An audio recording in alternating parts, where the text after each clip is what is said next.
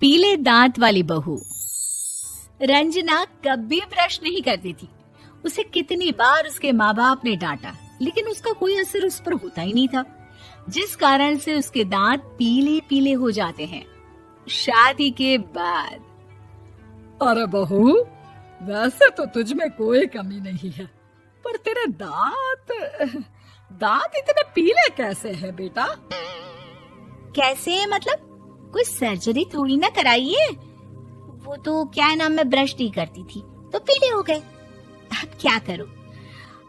आप कहें तो लाल करवा लूं या फिर काले? यार ये क्या है, क्यों माँ से लड़ रही हो? लड़ रही हूँ? अरे मैं लड़ रही हूँ या ये बोल रही है कि दांत पीले हैं, पीले। अरे तपस्या थोड़ी ना की है इन्हें पीले करने के लिए। बकायदा ब्रश नहीं किया है 20 साल तक, तब जाकर। छी, कैसी बात कर रही हो? ये उस वक्त तो पीले नहीं थे जब हम लोग तुम्हें देखने आए थे। अरे तब साफ करवा लिया होगा डेंटिस्ट के पास जाकर। अब देखो कैसे पीले पीले लग रहे हैं। रंजना सास की तरफ गुस्से से देखती है। फिर शुरू हो गई पीले पीले पीले। अरे पीले तो तब भी थे जब मेरे हाथ का रसगुल्ला उड़ा उड़ा कर खा रही थी और बोल रही थी, लड़की नहीं गुणों का खजाना दे रहे भाई साहब आप। खैर, अब वो लोग करते भी तो क्या करते, पीले दांत वाली बहू पल्ले पड़ी थी तो झेलना तो था ही। एक दिन कीर्तन में रंजना गाना गा रही थी। अरे कमला बहन, माँ का द्वार है, यहाँ तो सब शुद्ध होकर आते हैं, फिर अपनी बहू को ब्रश भी नहीं करवाती तुम। दूर से पीले पीले दांत भक्ति में बाधा उत्पन्न कर रहे हैं। अरे कोई 2 साल की बच्ची थोड़ी ना लेकर आई हूँ मैं बहू बनाकर। अच्छी खासी लड़की है, अरे कैसे करवाऊं ब्रश? ये तो उसे खुद करना चाहिए ना। अब माँ बाप तो इसके जैसे तैसे निपटा दिए, ये नहीं सोचा कि सास कैसे संभालेगी। सास बहू को लेकर घर आ जाती है, लेकिन सोच लेती है कि अब इसे लेकर कहीं नहीं जाएगी। अगले रोज बहू कहती है, अरे क्या हो गया, मंदिर नहीं जाना क्या? कीर्तन का वक्त हो रहा है। मेरी मधुर वाणी से कान्हा जी जागते हैं और सोते हैं। आप तो जानती है ना उनकी भक्ति में कितना मन लगता है मेरा। वो क्या है ना, तबीयत ठीक नहीं लग रही है मेरी, आराम करूंगी मैं। तबीयत ठीक नहीं लग रही? अभी तो मिथुन के गाने पर नाच रही थी आप, और अब बोल रही है कि तबीयत ठीक नहीं लग रही। अरे भक्ति में मन लगा लो सासू माँ, ऊपर जाना है, क्या मुंह दिखाओगी आप? हाँ? सास को बहू की बात पर गुस्सा आ जाता है। मैं क्या मुंह दिखाऊंगी, इसकी चिंता तो ना कर, समझी? अपने मुंह की चिंता कर, जो ये पीले पीले दांत लेकर हर जगह पहुंच जाती है। पता है लोग कितना मजाक बनाते हैं। ना जी ना, मैं नहीं जाना कहीं तेरे साथ। तो ये बात है, कोई ना, मत जाओ, मैं अपने कमरे में ही बैठकर भक्ति कर लूंगी। ऊपर वाला दांत थोड़ी ना देखता है, मन देखता है, भावना देखता है। और अरे बस बस, तू सब कुछ दिखा, बस ये सफेद चमकदार दांत ना दिखाना किसी को, है? जा यहाँ से। बहू को सास की बात का कोई फर्क नहीं पड़ता, वो तो जैसी थी वैसी ही रह जाती है। सुबह नहाकर किचन में खाना बनाना, फिर खाना खाना, कीर्तन भजन करना और सो जाना। एक दिन, माँ जी मैं सहेली के घर जा रही हूँ, शाम को लेट आऊंगी। हाँ हाँ तो जाना, मैंने कौन सा तेरी आरती करनी है घर पर बैठकर। रंजना सहेली के घर जाती है, जहाँ वो पार्टी में जाने की तैयारी कर रही होती है। अरे शिखा, कहाँ जाने की तैयारी कर रही है? मैं गलत वक्त पर आ गई क्या?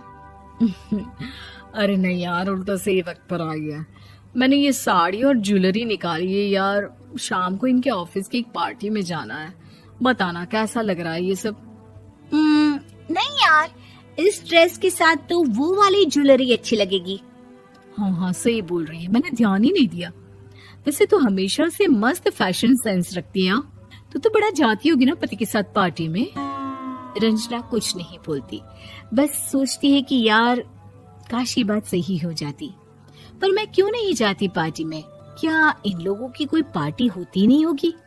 रंजना घर आती है और रात में पति से सवाल करती है, एक बात बताइए, आप मुझे किसी पार्टी में क्यों नहीं ले जाते? क्या आपकी यहाँ ऑफिस में पार्टी नहीं होती? पति बेचारा क्या कहता कि दांत पीले हैं तुम्हारे इसलिए। अरे कोई पार्टी होती नहीं हम लोगों के ऑफिस में, तो कहाँ से लेकर जाऊं? और मार्केट, मॉल, कहीं वीकेंड घूमना, कहीं तो। अरे यार, सारे हफ्ते में एक छुट्टी मिलती है, तो सोचता हूँ कि आराम ही कर लूं। क्यों? रंजना मन मार के रह जाती है। पहले कभी सास के साथ मंदिर जाया करती थी, लेकिन वो भी सास ने ले जाना बंद कर दिया। घर बैठी बैठी रंजना बोर हो जाती है। तभी उसे आइडिया आता है और वो मायके जाने का सोचती है। सासू माँ, 2 दिनों के लिए मम्मी के घर जा रही हूँ। अच्छा ठीक है, आराम से जा। और हाँ, माँ से कुछ अच्छी आदत सीख कर आना कि कैसे शरीर के हर भाग की तरह दांतों की सफाई भी जरूरी होती है, समझी? शुरू हो गई ना आप। वो लोग आपकी तरह नहीं है कि छोटी छोटी बात का बतंगड़ बना दे। उन लोगों के लिए मैं मायने रखती हूँ, ना कि मेरे पीले पीले दांत। रंजना माँ को बिना बताए उन लोगों को सरप्राइज देती है, लेकिन जैसे ही वो दरवाजे पर पहुंचती है, अंदर देखती है कि घर वाले कहीं जा रहे होते हैं। अब माँ, काश रंजना दीदी के दांतों वाली प्रॉब्लम नहीं होती, तो वो भी हम लोगों के साथ चलती ना बुआ जी की बेटी की शादी में। हाँ बेटा, लेकिन अब उसे कौन समझाए कि उसको उसके पीले दांत नहीं दिखते, लेकिन उसके आसपास के लोगों को कितना एम्बैरेसिंग फील कराते हैं। मुझे तो कितनी बार उसके स्कूल की टीचर ने शिकायत की कि उसके साथ कोई लड़की बैठना भी नहीं चाहती, और ना ही कॉलेज में कोई उससे बात करना चाहता था। लेकिन पता नहीं क्यों उसे ये बात समझ में ही नहीं आती। कोई कमी नहीं है उस लड़की में, बस यही कि दांत पीले हैं। वो तो भला हो जीजा जी और उनकी माँ का, जो दीदी को जैसी है वैसे ही रखा हुआ है। रंजना को अपने घर वालों की बात सुनकर बहुत दुख होता है। वो सोचती है कि वो क्या करे, लेकिन फिर वो सीधा डेंटिस्ट के पास जाती है, अपने दांत चमकाती है और कसम खाती है कि वो रोज ब्रश करेगी। अरे क्या हो गया? तुम तो 2 दिनों के लिए गई थी ना, पर कोई ना, अच्छा है, चलो आ गई तो। रंजना सास के सामने आकर खड़ी हो जाती है और पूरी स्माइल करती है, उसके चमकदार दांतों को दिखाती हुई। हैं? चले मंदिर। माँ, मुझे माफ कर दीजिए, मैंने आप लोगों को बहुत एम्बैरेसिंग फील करवाया। मैं आज से रोज ब्रश करूंगी।